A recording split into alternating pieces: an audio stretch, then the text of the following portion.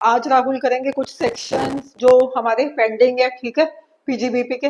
उसमें सेक्शन 35 आता है जो कि रिलेटेड है साइंटिफिक रिसर्च से, तो मैं अभी बताती हूँ इसका। सेक्शन 36 अदर डिडक्शंस और section 37 expenditures which are not covered, जो 30 से 36 वाले सेक्शन में कवर नहीं हुए वो इसमें कवर होंगे 37 में। और सेक्शन 42A2 एक्सेसिव पेमेंट अगर किया हमने रिलेटिव्स को, और 42A3 वन डे में वन पर्सन को अगर हमने 10,000 से ज्यादा कैश में दिया है तो वो डिसअलाउड हो जाएगा। कॉस्ट ऑफ एसेट कैसे कैलकुलेट करते हैं ये अभी मैंने लिख दिया है, ये देखते हैं अभी। तो फर्स्ट है हमारा साइंटिफिक रिसर्च सेक्शन 35।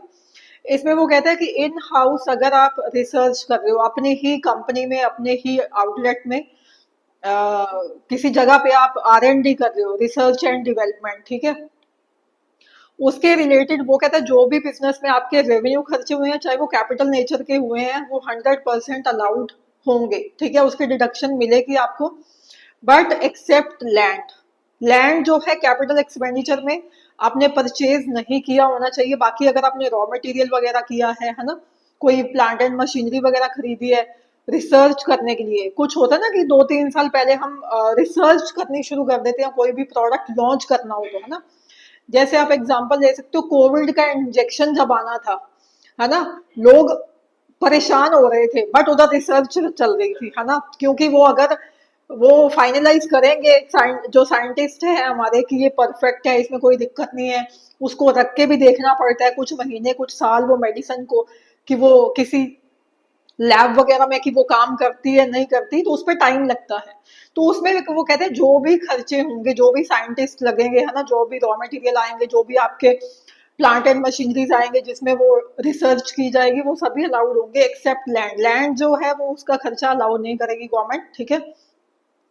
और वो कहता है कि इसमें सेकंड पॉइंट और भी है, एक्सपेंसेस जो हमने इंकर किए बिफोर स्टार्टिंग और लॉन्चिंग द प्रोडक्ट, 3 साल पहले तक के खर्चे, जैसे कोविड की वैक्सीन थी, 1.5 2 साल लग गए थे आने में, है ना। तो वो क्या था कि हमारे जो पहले से लॉन्च करने से पहले से जो खर्चे होंगे, 3 साल पहले तक के खर्चे अलाउड किए जाएंगे।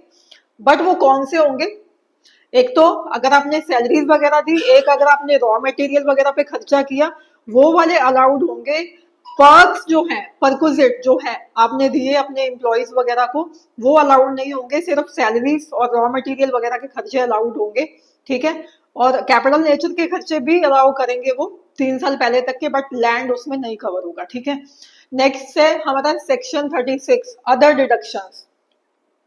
तो वो कहता है अदर डिडक्शंस जो हैं आपको कौन सी अलाउ की जा सकती हैं इसमें, जैसे एग्जांपल मैं दे देती हूँ आपको, इंश्योरेंस प्रीमियम है अगर उसकी आपको वो इंस्टॉलमेंट जा रही है वो भी अलाउड होगा। स्टॉक की और लाइव स्टॉक की इंश्योरेंस प्रीमियम किसका, या तो आपने अपने स्टॉक का इन्वेंट्री वगैरह का करवा रखा है। लाइव स्टॉक क्या होता है, सपोज आप काउस का बफलोस का काम करते हो, है ना, मिल्क वगैरह का और डेयरी प्रोडक्ट्स का, तो लाइव स्टॉक होता है, एनिमल्स की बात कर रहे हैं हम, ठीक है, वो लाइव स्टॉक होता है, उसकी भी अगर आपने इंश्योरेंस करवा रखा है तो वो भी अलाउड होगा। नेक्स्ट है मेडिकल इंश्योरेंस, अगर आपने एम्प्लॉयज का करवा रखा है, ठीक है, उसका भी मिलेगा, ठीक है, वो कैश में नहीं दिया होना चाहिए बट, ठीक है। आगे बोनस कमीशन वगैरह अगर आप एम्प्लॉयज को दे रहे हो तो वो भी अलाउड होगा, ठीक है। इंटरेस्ट अगर आपने पीजीबीपी के लिए, यानी कि मतलब सॉरी, अपने बिजनेस या प्रोफेशन के लिए लोन लिया है उस पर जो इंटरेस्ट जा रहा है वो भी आपको अलाउड होगा।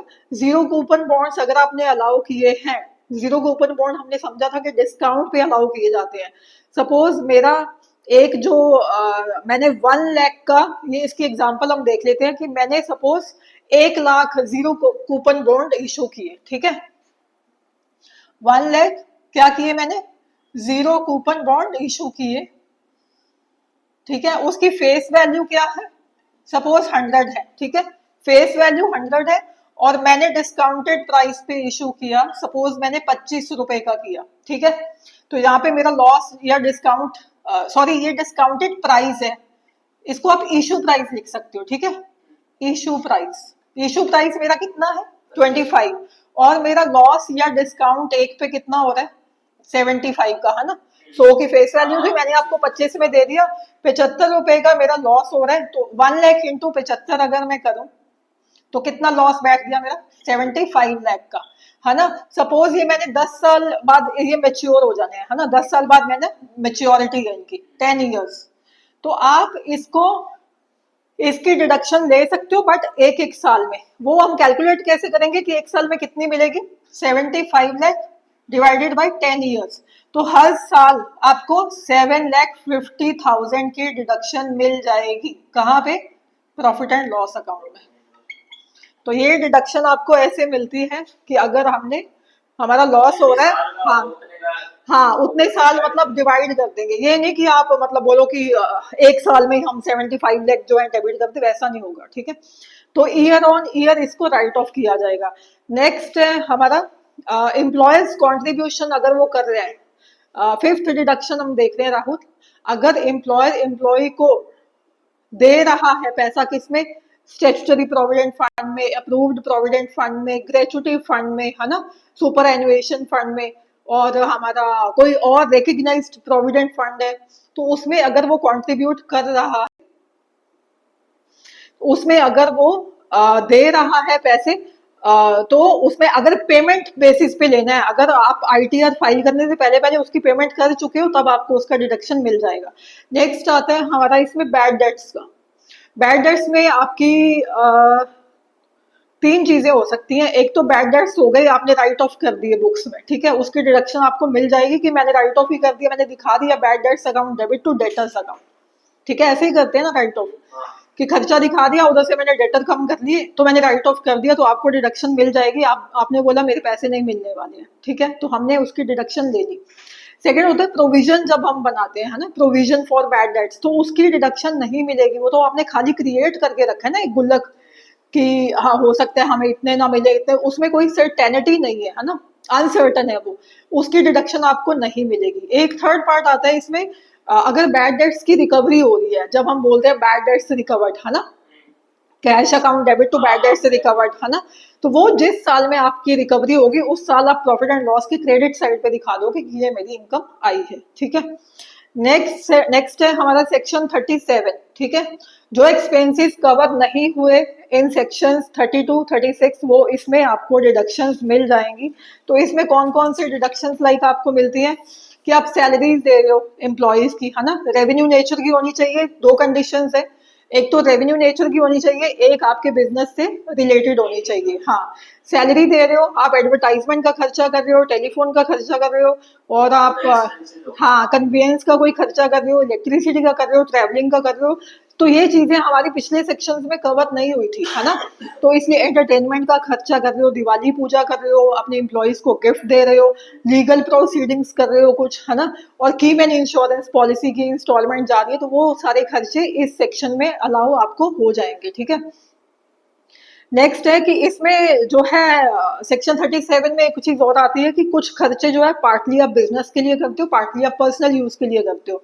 इसका एक एग्जांपल बेस्ट रहता है कि कार है सपोज हमारी, है ना, कार हम पर्सनल यूज के लिए भी कर रहे हैं यूज, और बिजनेस में ऑफिस आने जाने के लिए भी कर रहे हो, तो जितना परसेंट आपको पेट्रोल का या ड्राइवर का आपको लगता है कि 60% मैंने यूज किया है बिजनेस के लिए, तो उसकी डिडक्शन आप ले सकते हो विद द प्रूफ, ठीक है, कि ड्राइवर की मैंने इतनी सैलरी दी और इतना मैंने यहाँ चलाया, इतना वहाँ, उसका डेप्रिसिएशन वगैरह भी आप क्लेम कर सकते हो।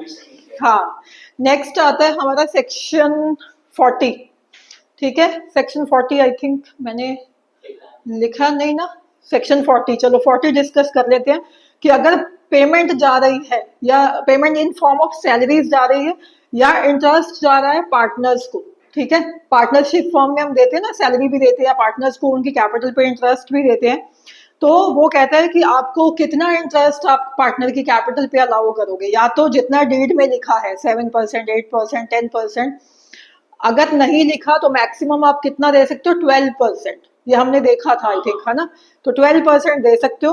पेमेंट अगर आप कर रहे हो सैलरी की, बोनस की, कमीशन की, ठीक है, वर्किंग पार्टनर को देना है। यहाँ पे जो नॉन वर्किंग पार्टनर है उसके लिए सैलरी अलाउड नहीं है, तो गवर्नमेंट पूछती है कि कौन वर्किंग पार्टनर है तुम्हारा, उसी को सैलरी मिलती है।